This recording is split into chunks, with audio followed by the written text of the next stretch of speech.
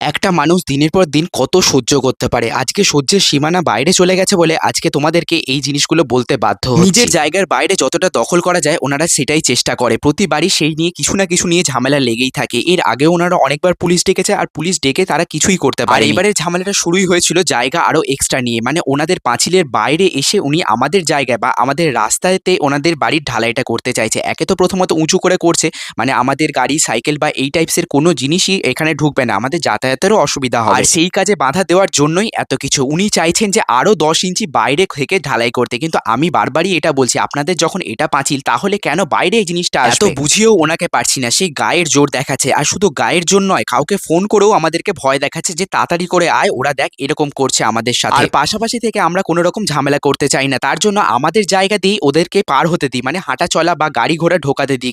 কিন্তু এই রাস্তাটা কিন্তু শুধুমাত্র আমাদের। আর তারপরেও কিন্তু আজকে আরো জোর খাটাচ্ছে।